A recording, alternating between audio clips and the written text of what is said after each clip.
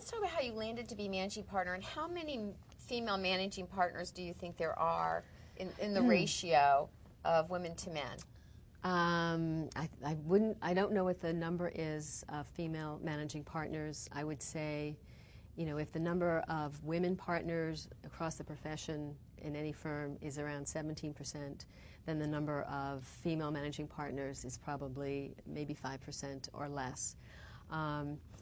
And you know, what happened when I came here, because we did a very good job of getting to know people, I got asked to serve on different committees, and I always said yes.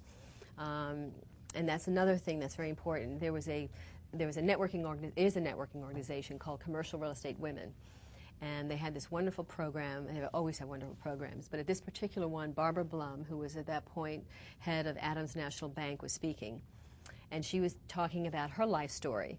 And she had campaigned for Jimmy Carter, and then when he was elected to the White House, he asked her to serve in a position at the Environmental Protection Agency, either as director or executive director. And one of the questions from the audience was, how did you go from campaigning for Jimmy Carter in Florida to heading up EPA? And she said, I just said yes. And she said, that's what you need to do. She said, nobody who gets appointed to these positions has necessarily the background or the expertise, but she says the men who get asked say yes. The women get nervous and say, no, I'm not ready. I need more time. So she said, my best advice to you is to say yes. So after listening to her, I thought, I'm going to do that. I'm just going to say yes, and then I'm going to figure it out afterwards. And it works. It really does. So I was asked to serve on committees, and then I was elected to the board. And then the firm put together a transition committee for the merger and asked me to co-chair it. And that was basically to get communication out about the two firms and the cultures and what's going to happen to your benefits and what happens to compensation and who are the new practice chair is going to be. And I set up internal website for people to get answers to questions, and I did all that. And then the firms merged, and that took place on April 5th. And probably the Friday before, or maybe the week before, Steve Hutler, who was the managing partner of Shaw Pittman, came in to see me to talk, and I thought, okay, he's going to ask me something about the merger materials or whatever. And he said, Mary Cranston and I were thinking that we would like you to be the managing partner of the DC office. What do you think? And I sort of looked at him, I was like, what? Managing partner? Really? I was clueless that this was coming. And I thought, okay. And he said, you can have the weekend if you want to think about it. And I said, no, I'll do it. I'll do it. And then I went running down the hall and started talking to people saying, what do you do as a managing partner? And I interviewed all the people that had been managing partners of the firm before and got their take on what works and what doesn't work. And I figured, the first year is going to be a learning experience. And it worked out fine because it was a learning experience for everyone in the firm. We were learning who our new partners were. And so there was a lot of transition and upheaval anyway. So I think if I screwed up in that first year, it kind of was ignored because there were other things that were going on. And then the other thing I learned is once you have a terrific staff and you learn to delegate and really empower them to do the things that they can do, your life is just so much easier. And I have that here. I have a terrific staff. I noticed, too, that you're very progressive in your thinking. It seems like Pillsbury is just one of those places where you say, great idea, let's do it, let's try it, let's... Because it's novel for a law firm to want to support a program like this. I mean, because it's a little different. It is. We're a little different. So, but I know. I think when the first email went around to the firm and it was the chick chat interviews, I got a few emails from some of the men in the firm saying, "Is this the right message?" And it is. It absolutely is. Well, I used to laugh because when we first started, and Darcy was very much a part of it, I said they can't say chick chat. They can't. It's our executive women's discussion series. But it's really talking about the way women talk. It's talking about the behavior and the differences and the value of that and how we travel this journey together. But I want to go back and talk a little bit about real estate in Washington, D.C. and zoning and what you do and how different this city is and some of the interesting things you've learned along the way, because you probably see some really interesting deals that maybe we can get you to blab about. Maybe there's some great land we should be buying right now. I don't know. Well, and it's interesting because our clients have always said to us, gosh, you as zoning lawyers know in advance where the city is going, what the comprehensive plan says. but it seems we've never had money in advance to invest in those communities. But I've seen a lot of changes, and one of the first things I worked on, and it was for an area of the city where the baseball stadium is now. And at that time it was called Capitol Gateway, and it was a study area. And I was representing a client who wanted to close an alley. And the alley was by, I guess it was M and Half Street. And one of the things we always were taught to do at the other firm was when you're looking at a property and you don't know the area, you go, you walk around, do sort of a land use analysis, so you know what you're talking about when you get to the administrative hearing. You're not just looking at photographs. So I, in my newness as an associate, I was probably a second-year associate, drive down to this area at 9 o'clock in the morning, get out of my car, and start walking down this alley, which was next to a liquor store, where everybody was sitting waiting for the store to open. And I start walking down the alley, and one of the guys says to me, "Girl, you don't want to walk down that alley." And I thought, you're probably right. I don't think I need to. So I went back to the office, and I told the senior partner, and after that he said, "You always take a messenger with you when you go into these neighborhoods, because you don't know the neighborhoods yet, Maureen. You're from New York." But anyway, when I got to the city council hearing, we went through this whole administrative process of getting all of the agency reviews, and I get to the city council, and the city council decided there was going to be a moratorium on any development in that area. So this is 1980. Because they wanted to study the area and make sure that the right development went forward. So that was 1980. We are now, in 2008, and the baseball stadium is finally done, like 2007.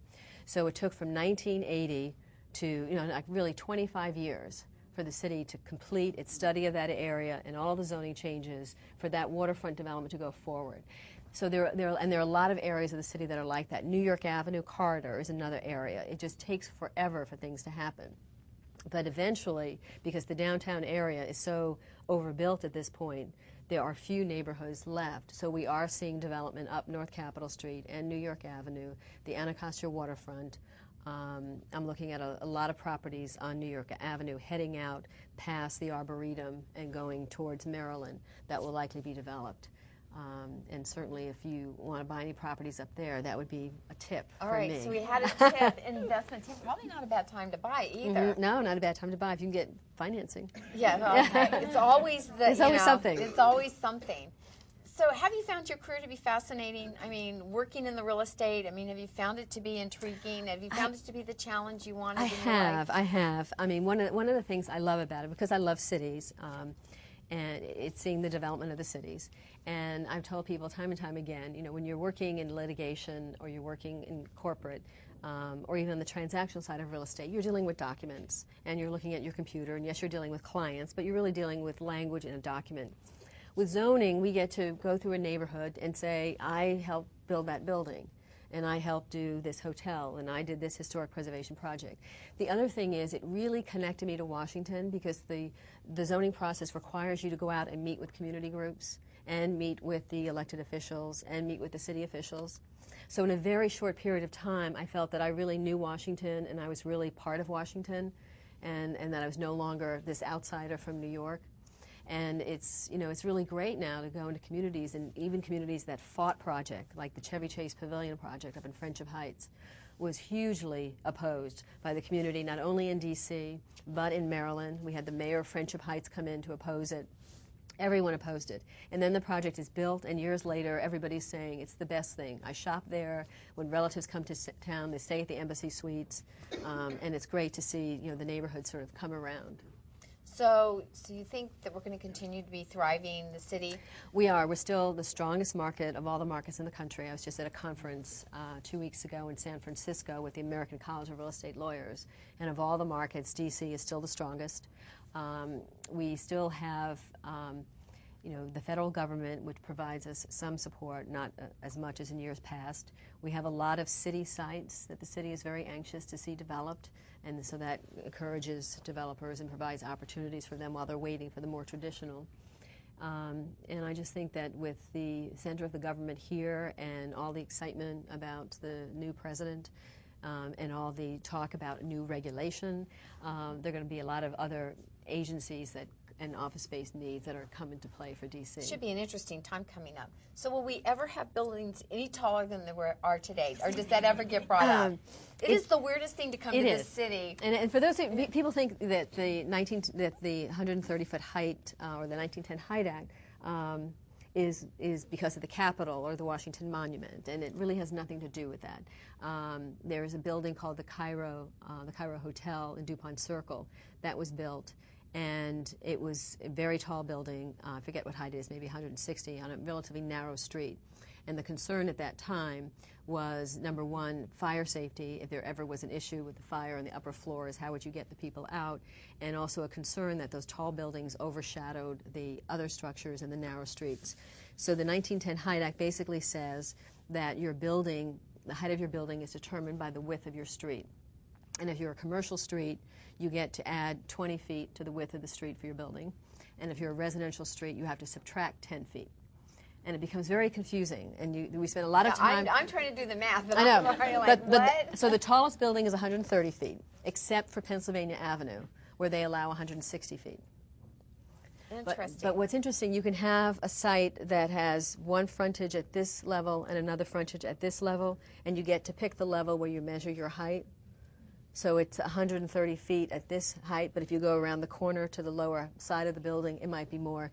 We spend a lot of time in the zoning group dealing with these issues. They're thorny issues, and I don't recommend them to anyone, but there has been discussion about increasing the height in certain areas of the city, particularly wide avenues like Connecticut Avenue, and also east of the river for some of the development over there.